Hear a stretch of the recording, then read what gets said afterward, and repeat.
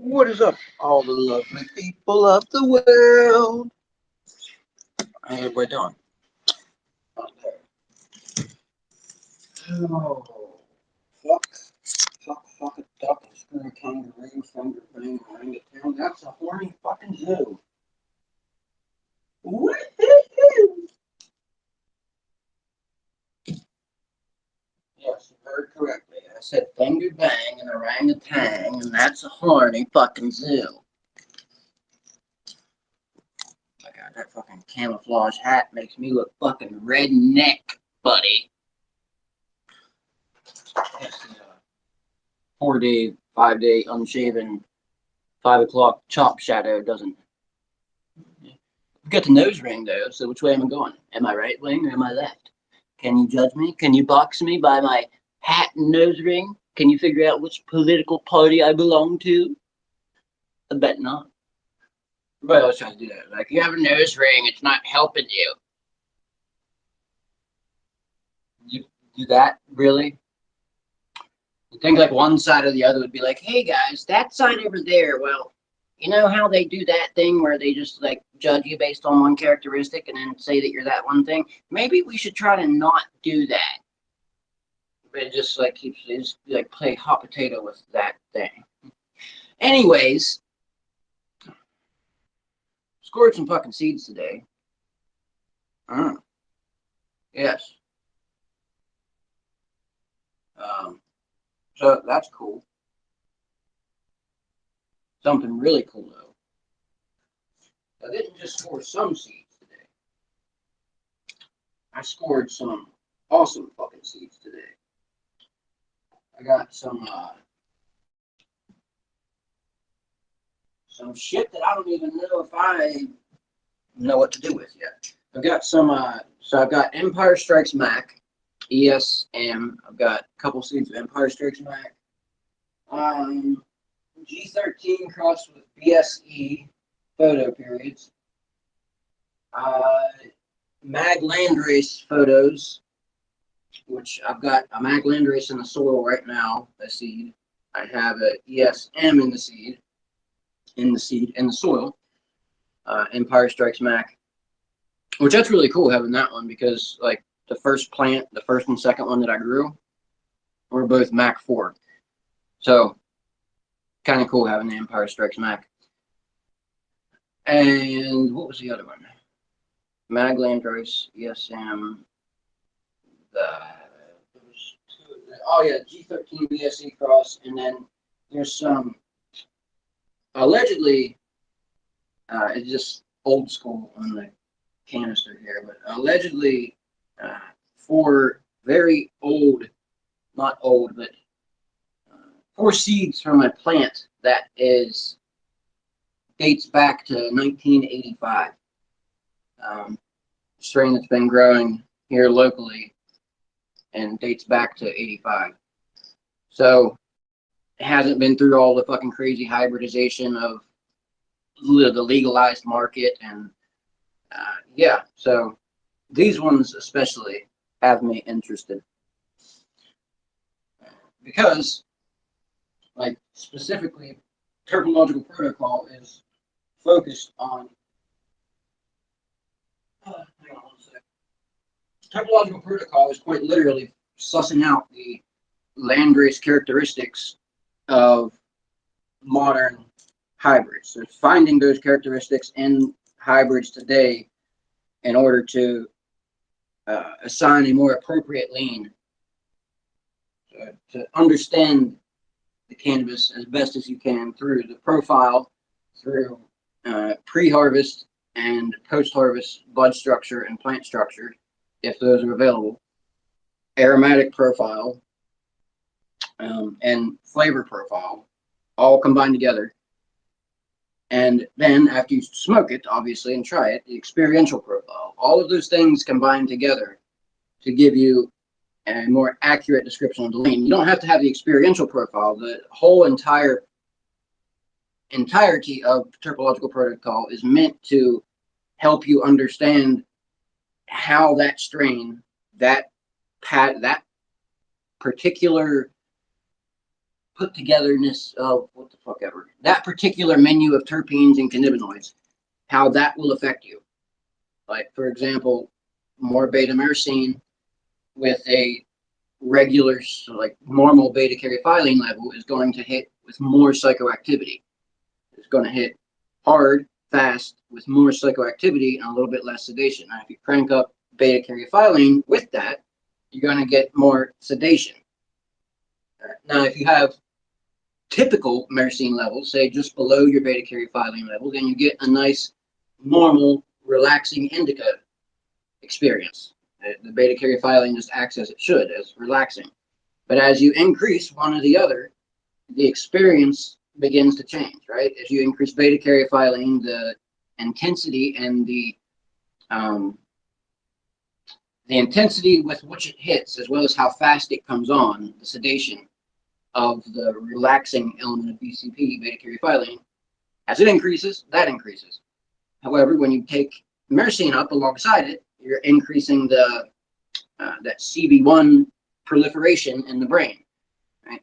The THC proliferation across your blood-brain barrier. Myrcene provokes that a lot. So understanding all of that and assigning it to the cannabis that the bud tender is holding in your face and can't explain to you anything beyond what is written on the numbers. So that's the point of topological protocol. And having access to fucking a strain that hasn't been fucked with and hybridized over and over and over and over. And I don't know. I still haven't figured out exactly what I want to do or what I'm going to do with it. Like what I know what I want to do. One of the things I want to do is when I grow it, test it and see how it compares to, for example, the psychoactivity of more modern strain. Like, is it less psychoactive? Because if my theory, like my theories, for example, about street cannabis, about the recreational market and the intensification of the recreational market, how it happened, how yes, you do have a crossing of the weight of an indica and the density of the indica bud with the psychoactivity of sativa. However, things leaned more towards sativa.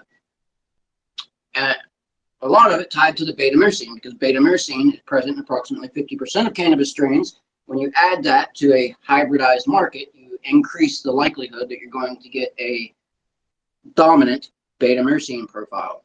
And since you had people who wanted very potent cannabis, growers sought very potent cannabis. You put all those things together and you amplify the chances that the beta-myrcene is going to act in a psychoactive way with those sativa strains, right? It's interesting to me is what I'm saying. It's fucking interesting.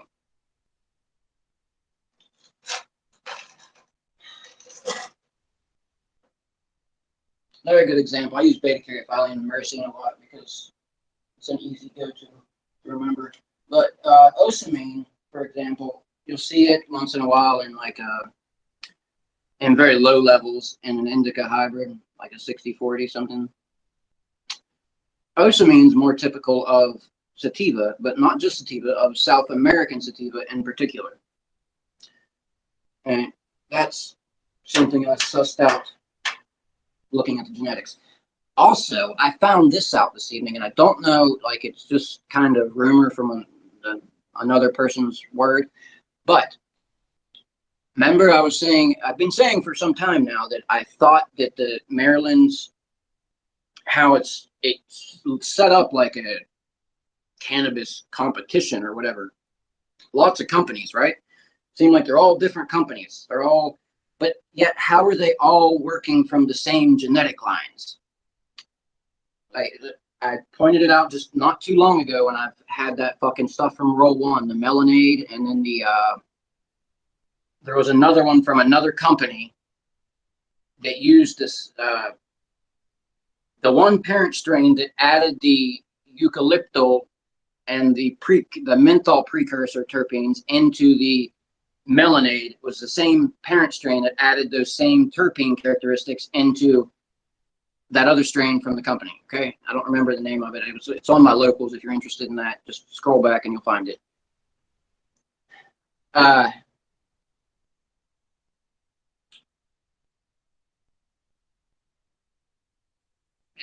they're starting out like it's I don't know what it is. I don't know if they're starting from a central pool of genetics and like they're allowed to pull like three and one you get like one novel pool or something. I don't know. I don't know how it's working because it's like the genetics are the same and then all of a sudden they'll just throw one strain in and then just divert down a different path.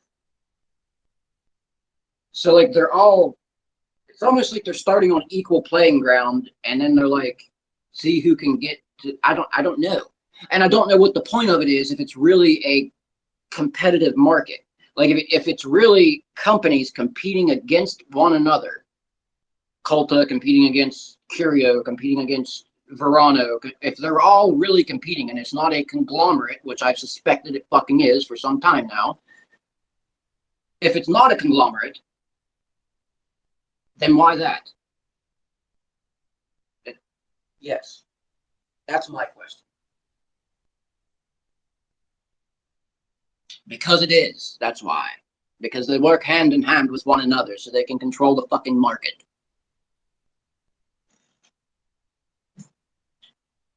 Oh, my dad's put away. Where the fuck's my stuff at? Where's my stuff?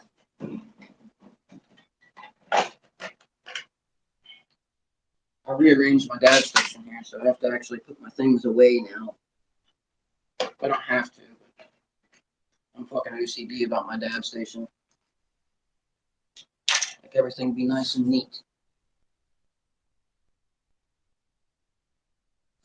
Yeah, I'm really hoping that Mag Landrace goes over well, though. I like Mag Landrace. I've had it a couple different times. Mag Landrace. I know there's other names. I know there was like two or three different names for that strain. Mag Landrace. I just don't remember. They're not registering in my brain right this second. There's two or three different names for it. Mag Landrace. What the fuck were they? It's going to seem really silly when I finally remember them because I know it's something I should be recalling, but I'm not able to. I have a book here about Phineas Gage, and I was like, "What the fuck is Phineas Gage? I know that name. It's that the brain guy, the doctors when they did brain surgery stuff. Something about brain surgery. Phineas Gage. I think I might read it. It's been sitting up on my bookshelf with all of my obscure occult collection books, and I've just never really paid attention to it. But the curious case of Phineas Cage, I think that's what it's called. It's got like a skull on the front of the book. Don't know what that has to do with anything at all that I've been discussing so far, but I seen it at the corner of my eye, so my ADHD OCD brain said, "Ha talk."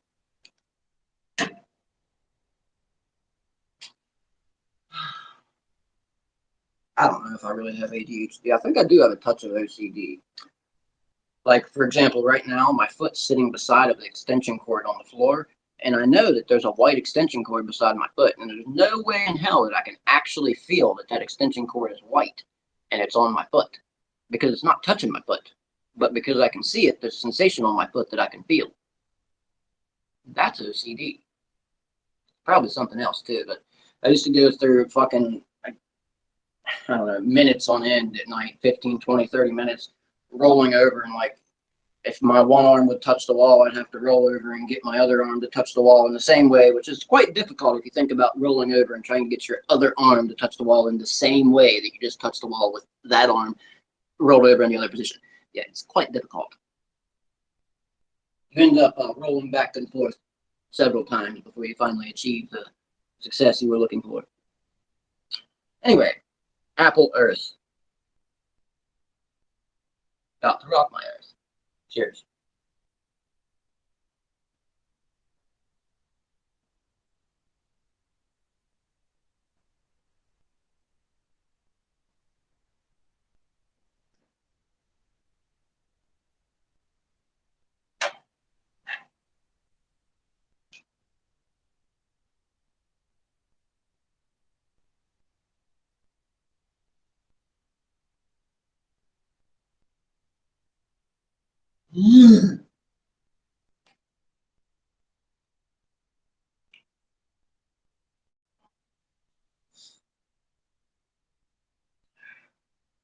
I do like that apple. It's got a very, very nice. If you want something that actually tastes appley, Apple Earth,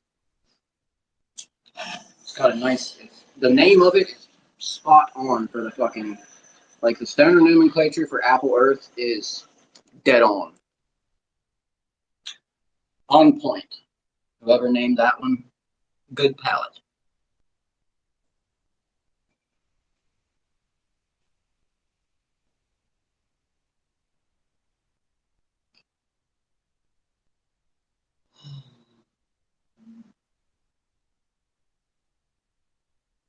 Oh yes. You get this like super herbal, earthy exhale. It's got like the aftertaste smack of apple. And then the like herbal earthiness kind of comes back around. But just for a second, you get like a real fresh green apple.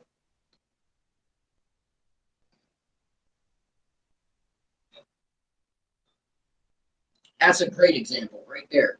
See, you just gotta let me fucking smoke and think while I'm smoking. Green apple, that's a great example of what I was just talking about with the companies and having like the same genetic pool. All these different companies starting off. Think about apple fritter. Um, that was one that just recently hit the market. Like if you pay attention to when a strain hits the market in Maryland, a new strain like Snoop Dogg OG when it first came out, if you pay attention to when those strains come on the market, and then pay attention to how each company is using it, like are they using it to cross it with something else? Are they getting to that by other strains? And by doing so, there's a relationship going on between the companies. Like there's something that is happening that has to be happening behind the scenes. And it's not just random fucking genetic drawing, because it can't be. There's no possible way, given all of the statistics and all of the data that I have in my head. I don't give a shit if it's on paper right now.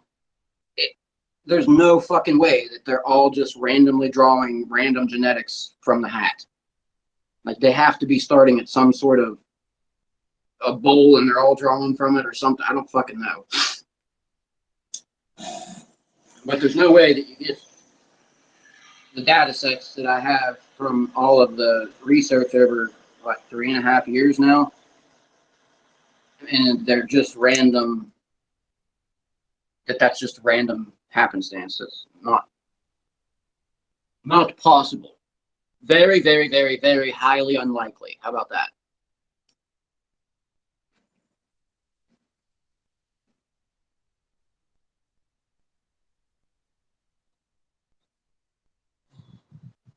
So what? What does that mean?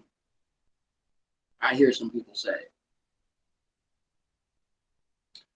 Well, what that means is it's not so much of a stretch then to think that these companies are really working as a conglomerate, that they're really actually, they are talking to each other. They really don't want competition, even amongst themselves, that they just want control of the market. They'll worry about the competition aspect later once they ensure they have full control of everything and that nobody has access to play. I mean, as it stands right now, I was talking to somebody this evening, and look at Culta and Grow West. That's as of, from my understanding. You have other processors, but as far as growing cannabis in the state of Maryland, see, I don't know. I see that somebody, the person I was speaking with this evening was saying that Culta and Grow West are two of the only ones that have their cultivation licensing that actually can grow cannabis in Maryland. But no, unless Truly is done, because Truly is not under Culta, and I know I seen Truly at Grow, so I know there's one there. So I'm not sure. Either way, the point being is, even if you look at, like, for example, Grow West, Culta, you have Mackie Bark, right, owner of Culta, who is owner of Culta. Again, it's rich boy daddy money. I wasn't sure of that at first, but I'm more certain of it at this point. Um, yeah, his whole fucking scammy speech about uh, essentially inferring that if you could run a business like he is, then you would already do so. You would already be rich like him, right? That's the inference that he made with his speech. It's on my locals if you want to check it out. Back a ways, but it's on a podcast that he was on. The owner of Culta. Yeah, talking about how Marylanders don't know how to run a business, so they should just stay out of the cannabis industry, and how they don't want competition, and they're not seeking to take away the market, and just all this bullshit.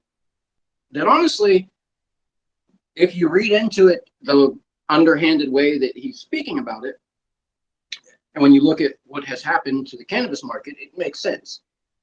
Yeah, there's no competition because these entrepreneurial companies are working for and under these mass mega corporations that inundated the state for 3 years, and the state just let it happen.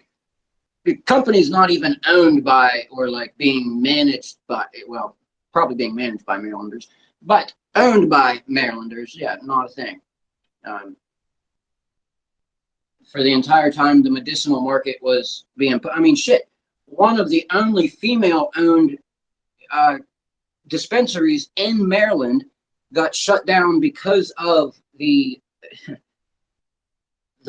price that they set on converting their license, which is I don't even know why they did that. It was stupid. Oh, yeah, I do know why. So they could drive out competition and get better control of the market because they had the money to do it. Other people didn't have the money to do it. And if you didn't have the money to convert, then your license was null. You see, they gave people cannabis license, a medicinal license, and I don't know at first what the intent was to convert or not convert or whatever, but people's medicinal licenses went kaput whenever they decided that they were going to you do a dual licensing system, which means that all the cannabis that's being grown medicinally is now also technically not the same fucking plants, but technically it's all just now recreational. They separate it into medicinal and recreational, but it's all the same fucking plants. They might separate them even in the grow, and this is recreational and this is medicinal, but it's the same shit. And then they take control of dabs by saying that they're more potent, right? The dabs are too potent for you recreational users, even though the majority of hospital visits that are reported are due to not dabs, but edibles. And even though edibles are recreationally legal, we're going to tell you that dabs are too potent for you. It's really, really silly thinking, honestly, because while dabs might have a more potent immediate onset, and they might be more medicinally viable for some, they might be more therapeutic for somebody who has an immediate pain relief need or a spastic issue, something like that. But as far as the medicinal application, like when you think of medicine, edibles are much more medicinal. Like they're way heavier, way more intense. Like the dosage it's just way, way, way more. And then RSO, in my opinion, is another step up from edibles because it takes out the psychoactive aspect of it and kind of like gets rid of the recreational fun part of it, and then you just have the narcotic relaxation, sedation, medicinal part of it, in my opinion, which RSO is also in Maryland anyway, only on the medicinal side, but that's not why they control dabs because of the potency. They control dabs because it's a good 20% of the market, and that allows them to ensure that they always have control of the market because that 20% isn't going to be gained by entrepreneurial markets, an entrepreneurial market that is locked into what it can grow, what it can sell, and it can't do dabs. They're not going to bypass that 20%. And it's more than 20%. That's a generous number.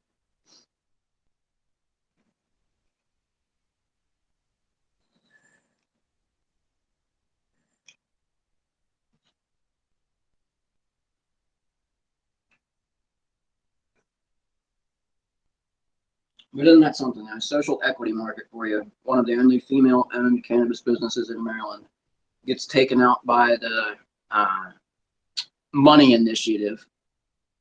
It was essentially like, oh, it wasn't even a money initiative. It was just a way to throw money around to make it look like some shit was happening, to make the paperwork say that some shit happened, to make it all look legal and good to go for the papers, for the paperwork.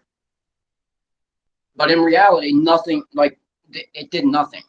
It took the medicinal market and took people who couldn't afford $2.65 million or whatever it was per dispensary, $500,000 or no, 1.5 million per processing plant.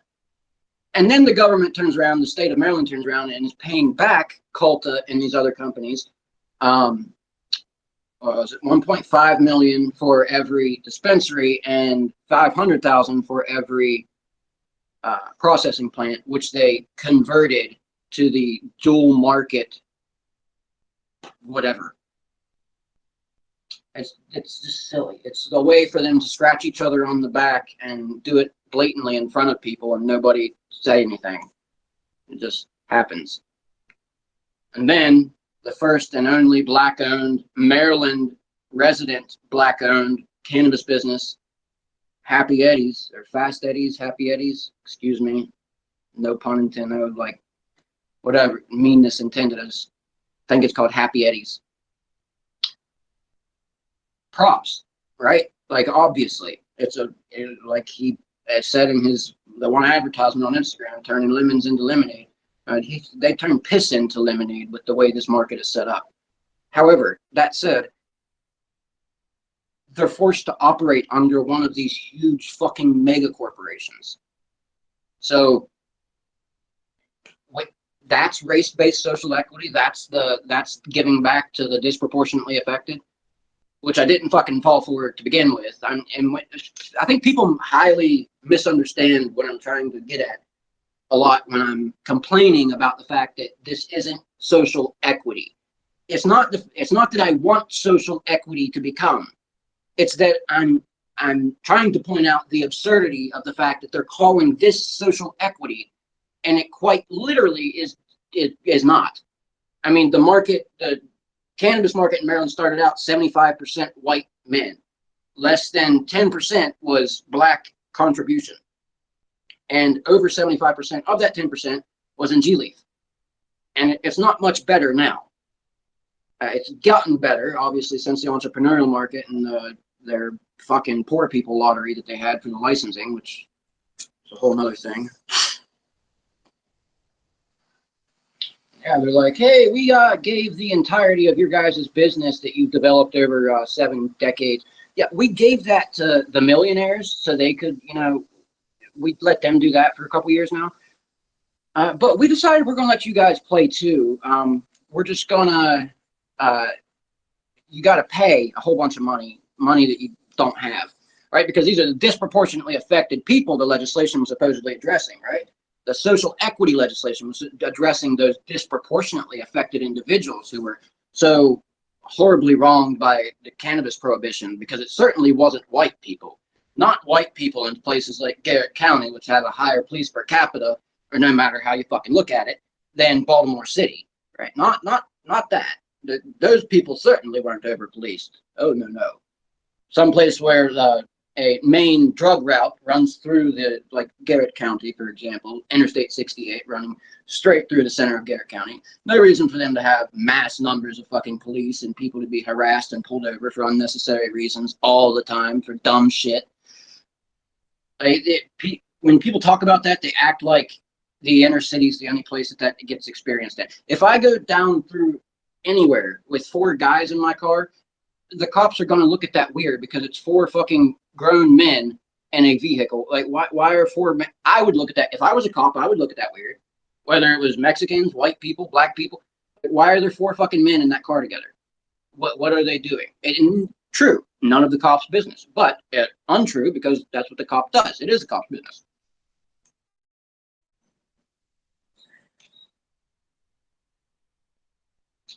Anyway, I'm rambling a little bit, but that's okay.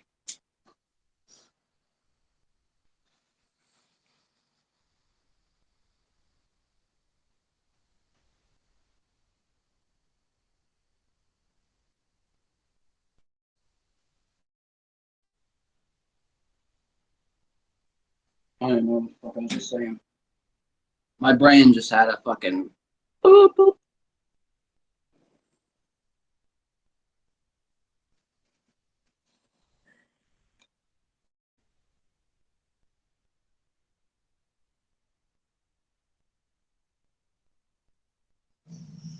Get him, boy. Get him, boy. Get him. Get him, boy. Yeah. My neighbor flaming shit around.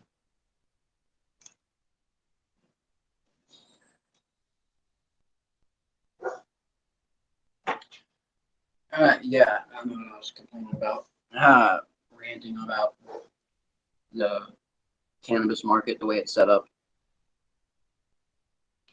I just don't understand why you're allowed to grow tomatoes, you're allowed to grow corn, you're allowed to grow all this other shit. Tomatoes are literally related to cannabis. It's in the same fucking family, Cannabaceae. Literally. Why?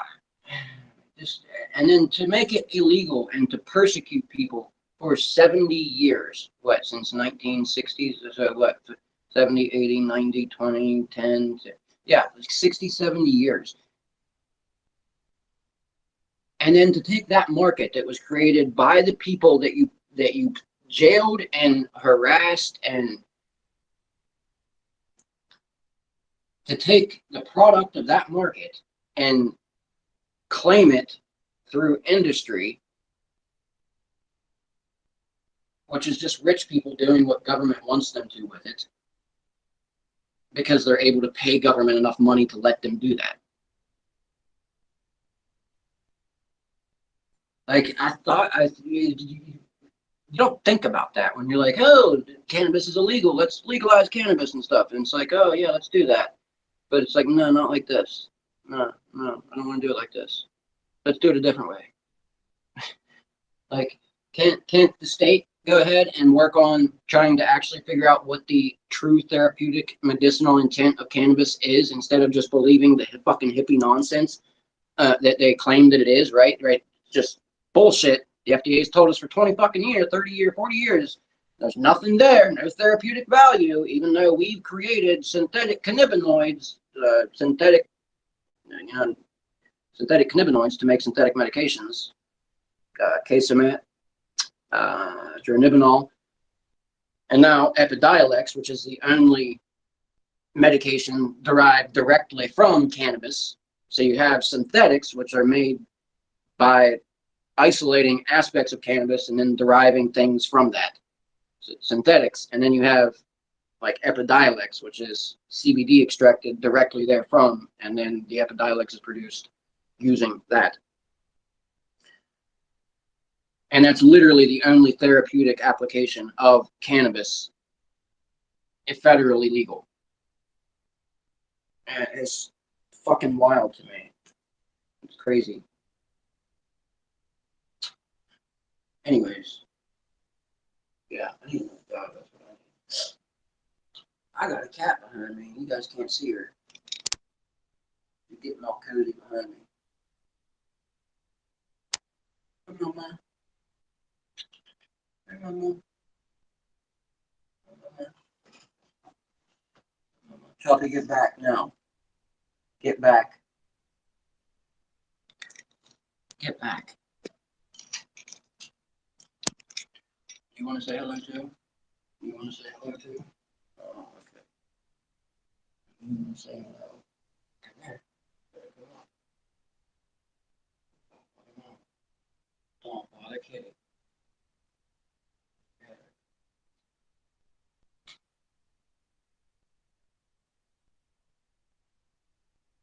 He is such a jealous dog. Oh yeah, I had a little experience this morning. I forgot. Didn't even say about that. I had a dog on the porch this morning, and did not know where the little dude was from. Had no idea. A little brindle terrier, little short, kind of fat, about the size of a, I don't know. I mean, probably about 40 pounds or something. It was just a small dog, but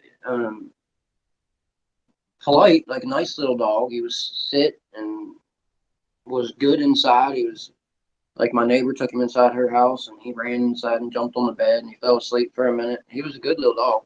But we called the shelter, and they were going to come pick him up because I couldn't keep him. And luckily, that guy who actually lost the dog called the shelter, because I also posted it on Facebook. But the guy that actually lost the dog called the shelter, and they were wise enough to give him my neighbor's number, which is the number we called the shelter from. And he called her, and I took the dog back to him this morning. So that was awesome. I got to take the dog back to his dad. So I'm glad he found his daddy.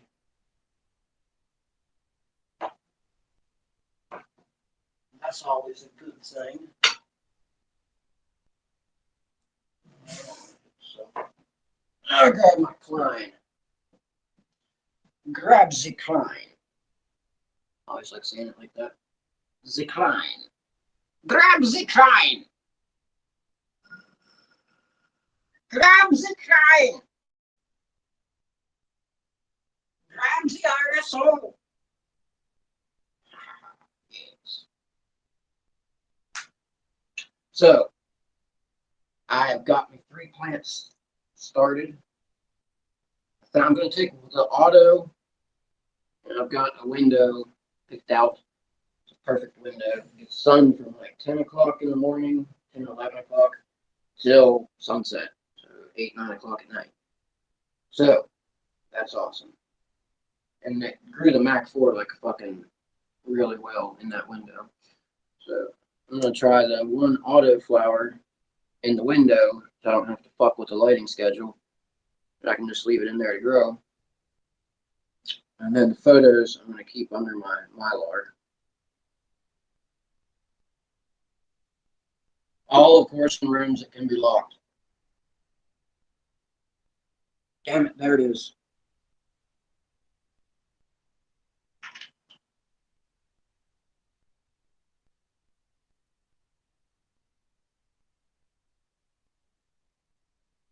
That takes some fucking skill right there.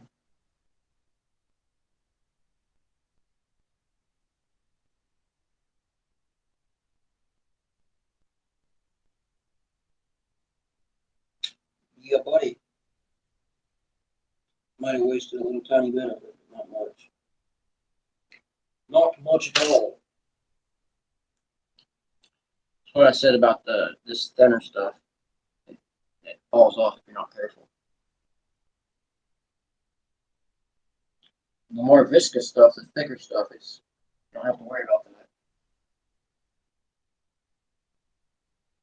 I really like the fruity taste of this shit. The maroon baboon. Super duper fruity. Or RSO.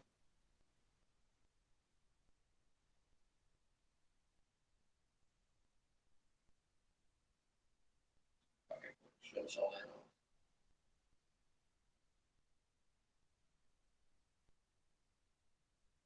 Clean it off. I always got a decent amount left on the plunger.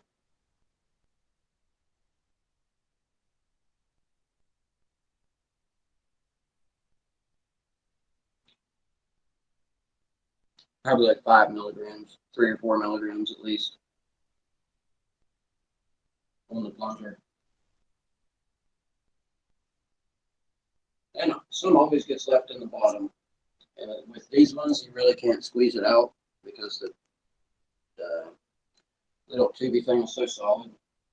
Which I honestly like that most of the companies switched to these little tiny tubes because I didn't like being an ex-addict. I did not like opening up RSO, and I can tell you now that ex-addicts are more likely to use RSO than other clients at a dispensary, and I can tell you that firsthand because it has a more narcotic-like effect. So, yeah, it's just not a good combination. The whole long, dark syringe full of dark substance. I don't know. It just triggered some addicts, and it didn't trigger me, but I just didn't like the connotation it had in my mind, I guess. So I do like the smaller ones for that reason. Although this smaller one is empty, and I do like them when they're full.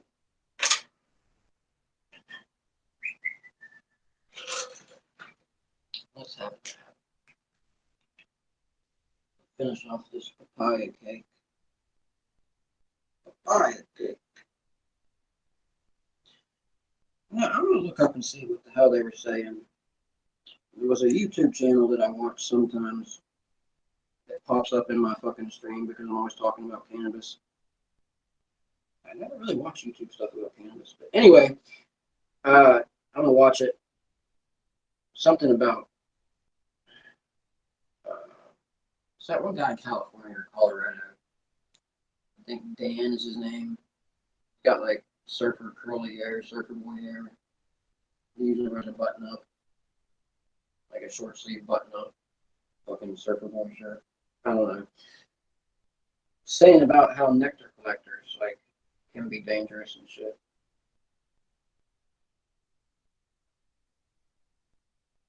Which I would imagine that it's probably getting at like inhaling the fucking butane fumes while you're hitting it.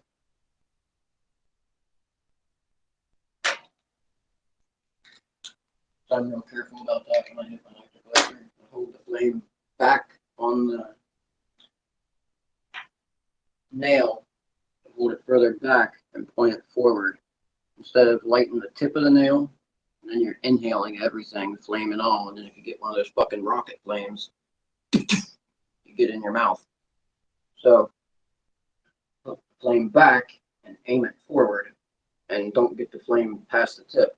Plus, you don't want to fucking combust the dab inside there. You just want to do the same thing you're doing with the regular nail. And that's probably also another reason why they're dangerous is that you're not really actually vaporizing most of the time. Because most people just heat them till they're fucking red hot and then stick it in something.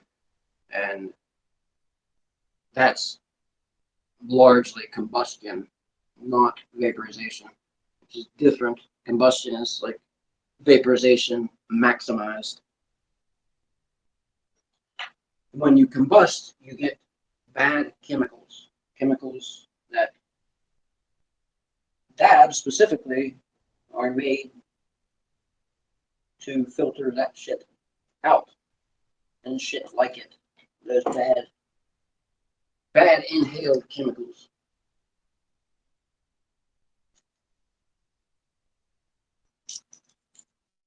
I think that would be interesting to see what all chemicals are produced when you chaz the fuck out of a dab. Because it's not the same. I can just from smoking dabs all the time and tasting normal dab, what a dab should taste like, and then when it's all fucking chazzed up and yuck, it just you have to think that there's got to be something there, something chemical happening. It has to be a little bit sus, especially with all that fucking black it produces inside the banger. You know what I mean?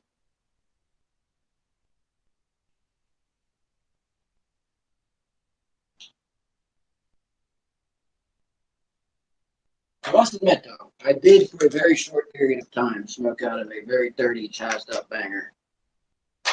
But I learned quickly. Don't chaz the nail.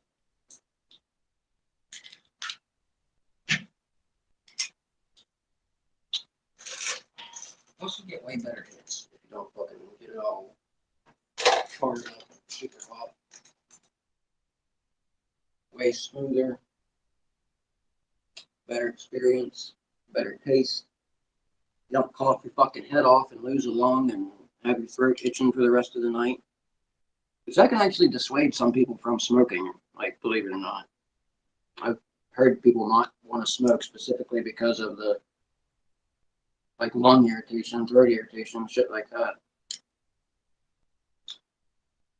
And sometimes, not all the time, but sometimes that's honestly just using it incorrectly, which yes, you can smoke cannabis wrong. Yes, there's all kinds of ways to smoke it, and you can definitely smoke it any way you want, but there is a proper way to smoke it, a correct way to at least medicinally take it into your system. Let's put it that way.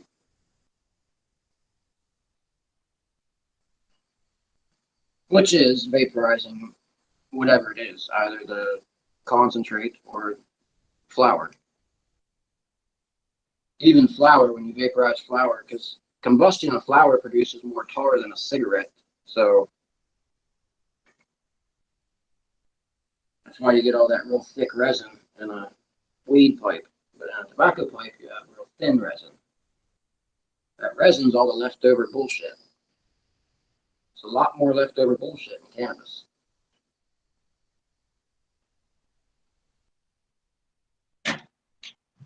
You see what I mean? You see what I mean?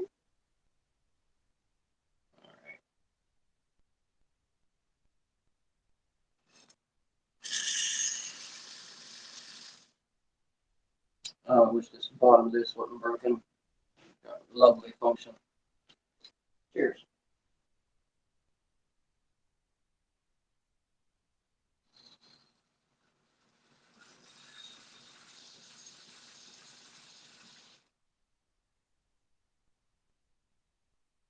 I can't see. I'm about blind. We're gonna do it like this.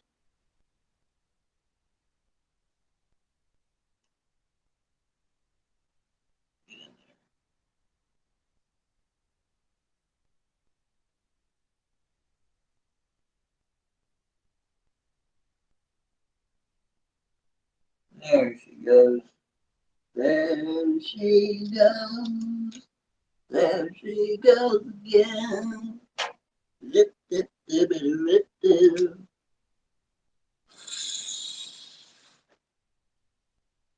I need a light. Oh, papaya cake and apple earth together. Lovely combo.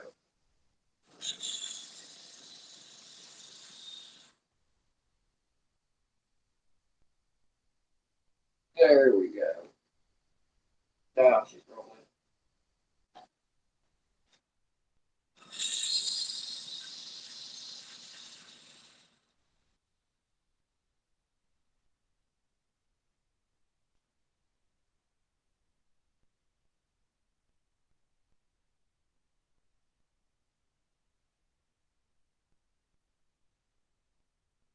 Very, very calming.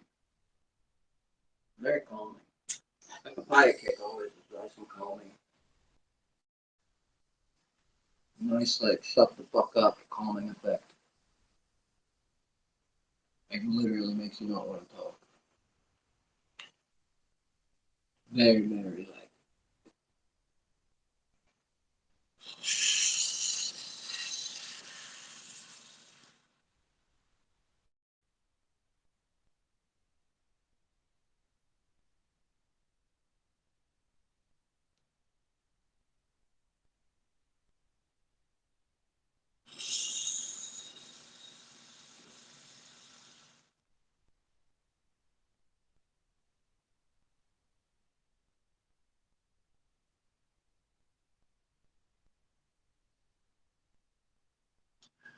Very, very nice. That RSO just started kicking in.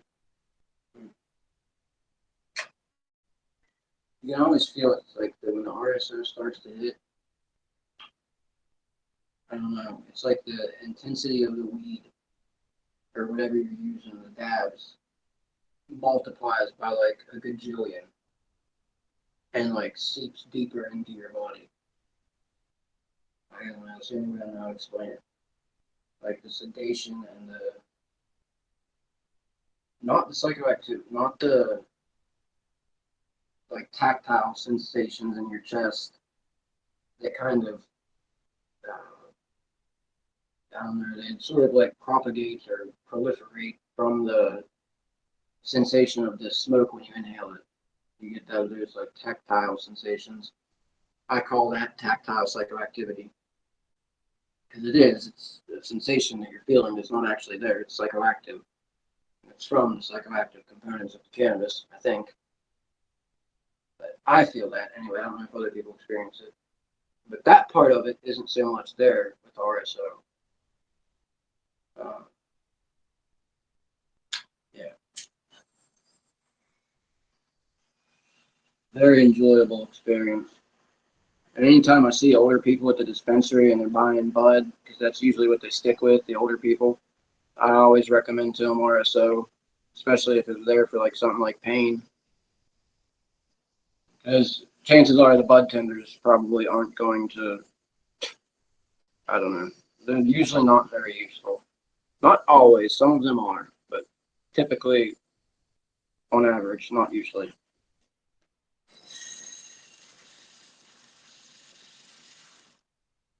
Oh God, especially when you call over the phone. They're, sure.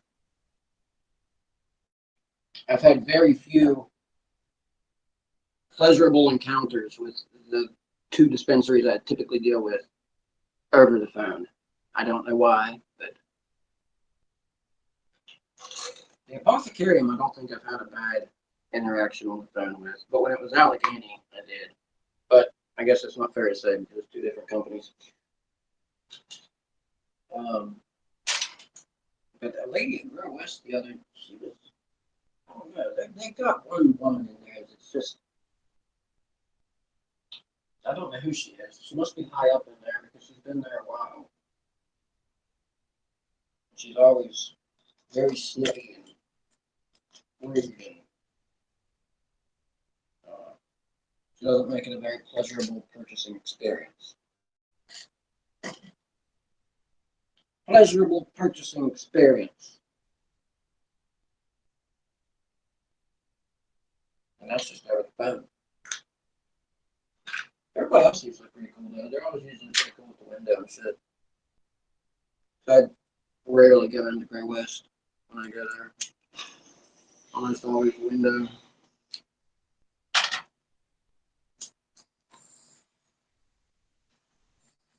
I like going in Gray West though. It's a lot smaller and more personal than the Apothecarium or even Allegheny.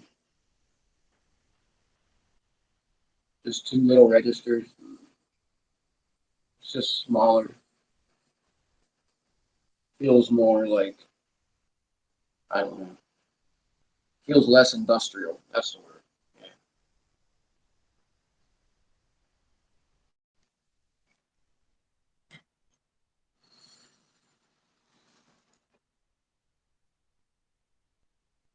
Butterfire to finish me off. Cheers.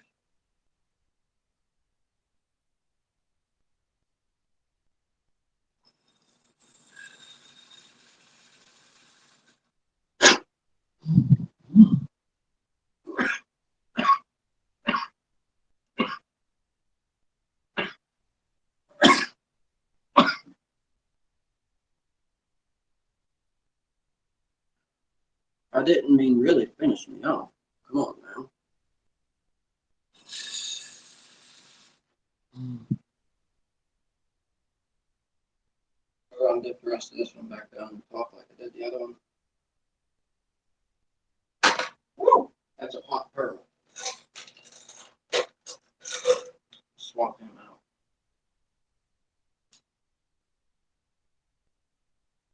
Drippy, drippy, drippy drop. Can you see the drippy drop? Oh, maybe. There we go. Most of it.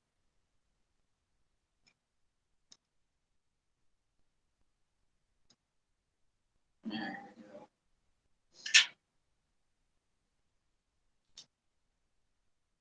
That's not what I wanted. But the only fucking fake marble that's in that whole drawer. I don't even know if it is fake. I'm just not willing to fucking stick it up to my face while I'm hitting it to test it. It came from Amazon, and it just looks like a marble, so I'm assuming it is.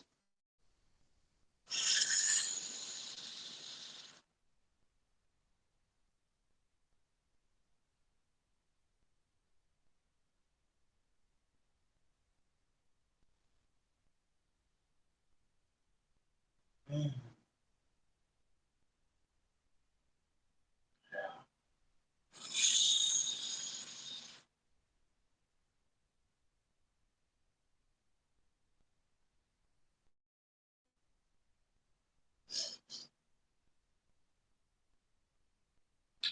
there anybody that's being judgmental out there right now? I smoke dabs at night. Might take a dab or two during the day, smoke a bowl during the day. But I smoke so much at nighttime, the 4 or 5 dabs that I take, and the RSO sometimes, so that I can sleep, because I don't sleep well at night at all.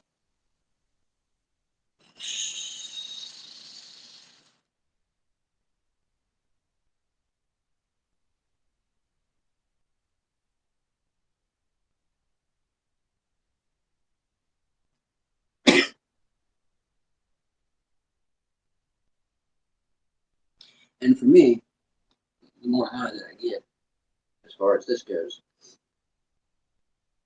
the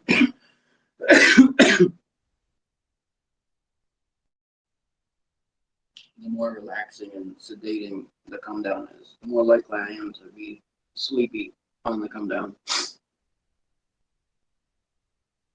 For me. And usually that correlates nicely with how the RSO is kicking in.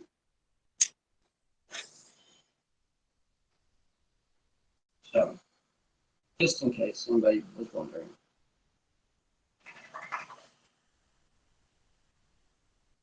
There's like a researcher doctor out there somewhere sitting wondering why I'm using cannabis in this manner. That is why. Not that I think there's a researcher doctor out there watching, but hey, maybe one day. I don't know. They might be like, hey, who's this guy? I'm gonna look at his page.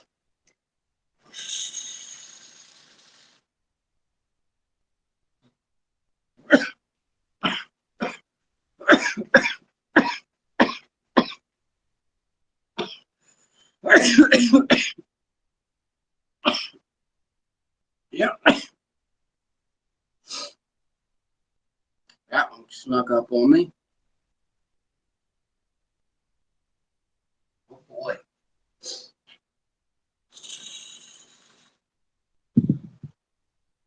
That fucking center pearl is covered in dad.